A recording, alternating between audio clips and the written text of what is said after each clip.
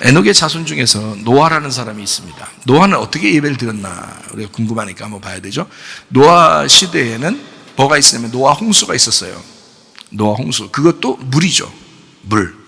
예, 노아가 같이 있는 그 물인데요. 창세기 6장 8절 9절에 그러나 노아는 여호와께 은혜를 입었더라. 그러니까 노아는 어떤 사람이라는 거예요? 은혜를 입은 사람이라는 거예요. 은혜를 입은 사람이라. 은혜를 입은 사람을 성경에서는 뭐라고 표현하는지 한번 봐요. 창세기 6장 9절에 이것이 노아의 족본이라.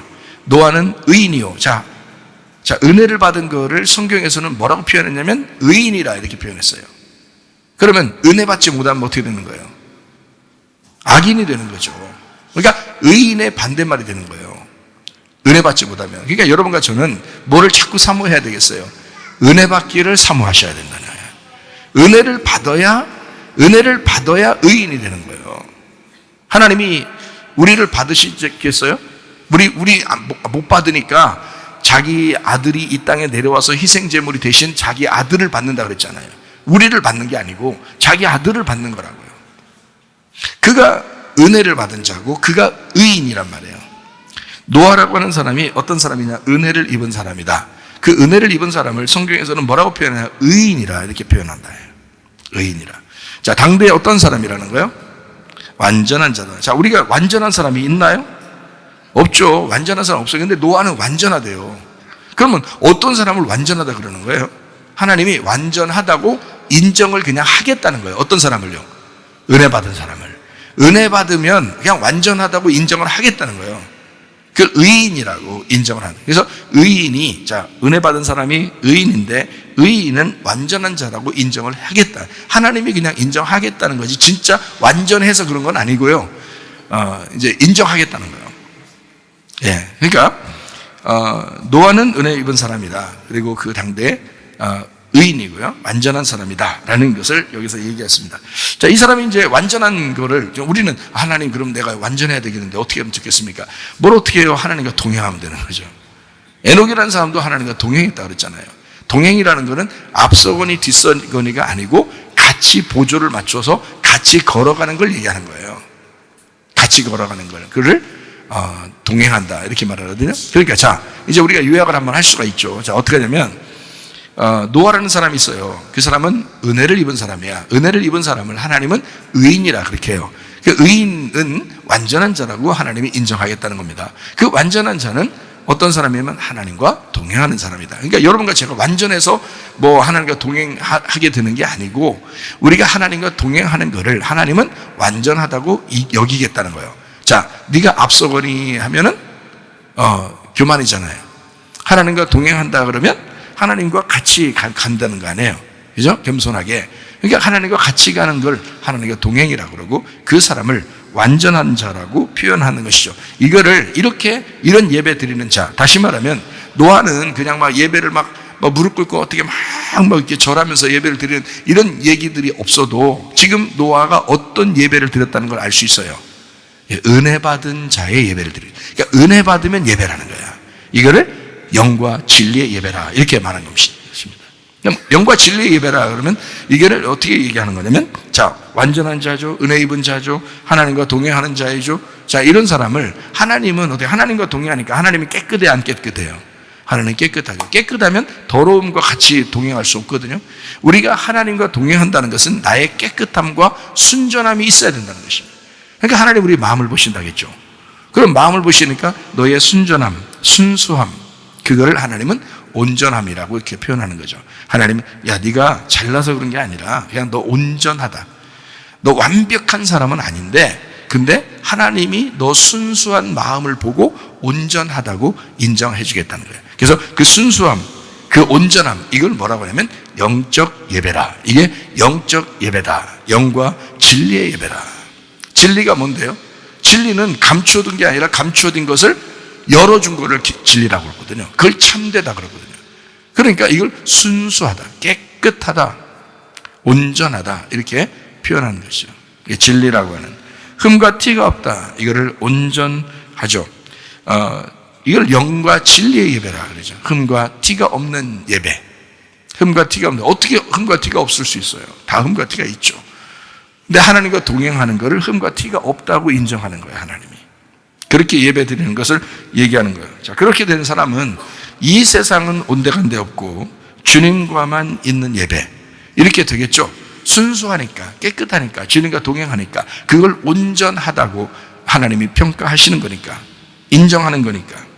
그렇게 주님과만 있는 거. 이 세상은 내게서 온데간데 없고 내 마음에 이 세상이 차지하지 아니하고.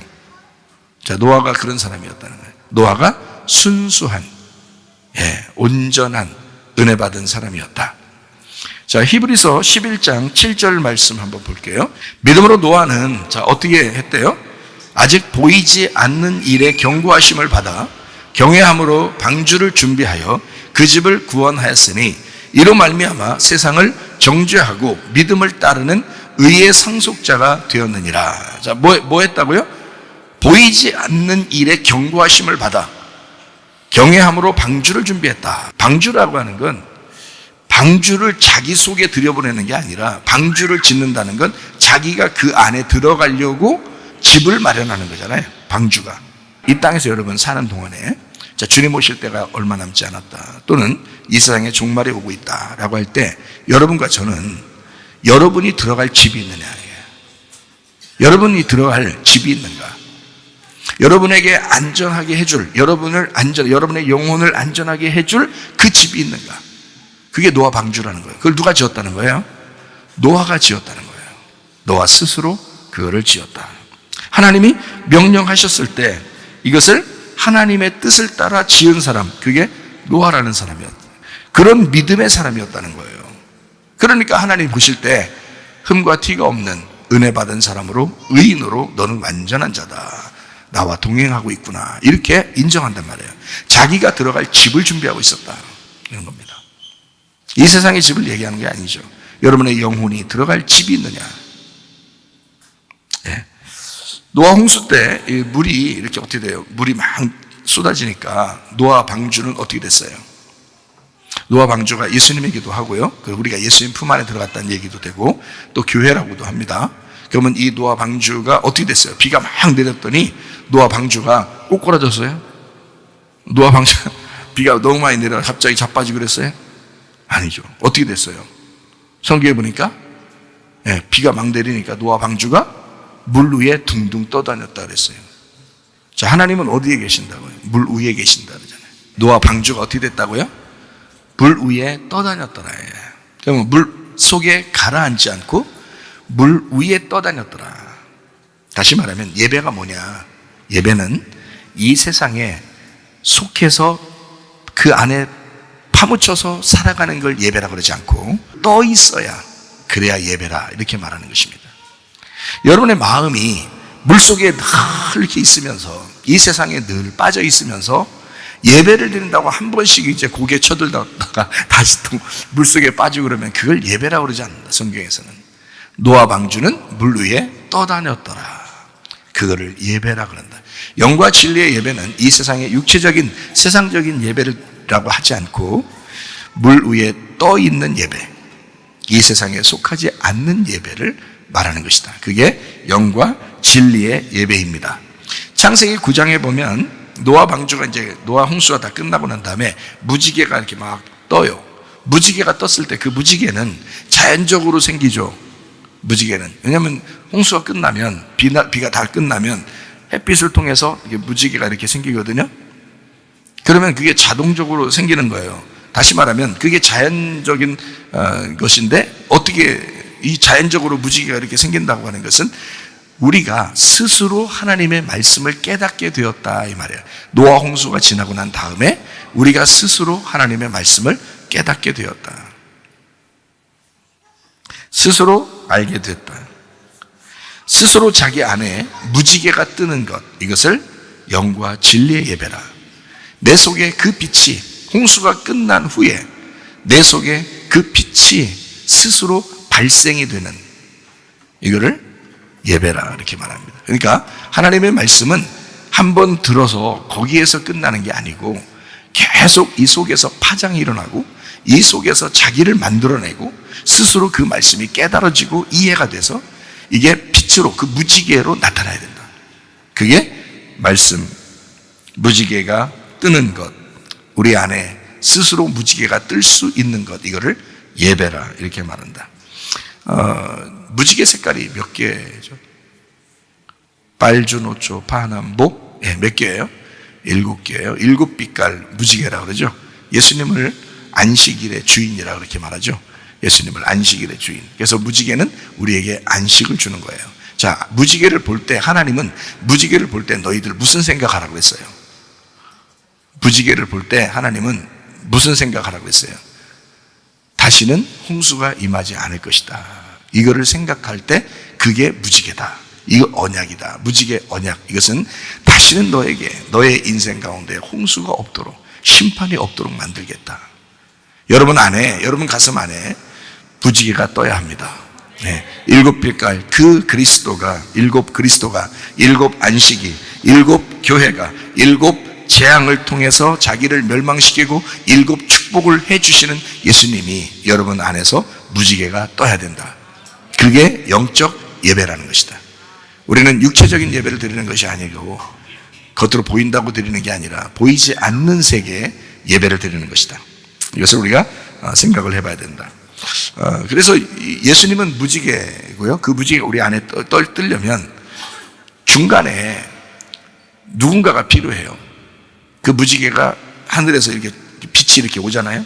그러면 여기서 딱 이렇게 빛을 이렇게 비추면 무지개로 쫙 이렇게 빛나잖아요. 그 중매쟁이가 누구겠어요? 그 나예요. 이래봬도. 그 중매쟁이가, 부동산 중매쟁이 나예요. 부동산 중개업자가. 그 중매쟁이가 마치 구약에서는 선지자와 같고 신약에서는 사도와 같은 하나님의 말씀을 투영해서 나를 통해서 이 빛이 전달되도록 하는 자. 그러니까 그게 지금 제가 내가 이렇다라고 얘기하려고 그러는 게 아니고 여러분도 그런 사람이 돼야 된다는 얘기예요. 자, 예수님이 이 땅에 오지 않았으면 하늘의 빛을 알았을까 몰랐을까 우리가? 모르죠. 하늘의 빛을 예수님을 통해서 우리가 본 거예요. 그죠? 자, 예수라는 빛을 나를 통해서 여러분에게 전달되는 거잖아요. 그러면 그 예수님의 빛이 여러분을 통해서 또 다른 사람에게 전달돼야 되잖아요. 그죠? 그게 중매쟁이다. 무지개는 뭐 때문에 생기는 거예요? 물 때문에 생기는 거예요. 물이 있어야 무지개가 생겨요. 무지개는 그냥 혼자 생기지 않아요. 물이 있어야, 습기가 있어야, 물기가 있어야 생기는 거란 말이에요. 그래서 하나님의 말씀이 여러분 안에 있어야 무지개가 뜨는 것입니다. 말씀이 없이 그냥 막 무지개 떠게 해달라고 아무리 얘기해도 물론 뜰 수도 있죠. 그렇지만 쉽지 않죠. 그러니까 물이 있어야 된다. 무지개가 뜨려면 여러분 안에 무지개가 뜨는 것, 이 스스로 내 속에서 그 말씀이 자각이 되고 인식이 돼서 이해가 되는 것, 이것을 뭐라 그러냐? 영적 예배라 그런다.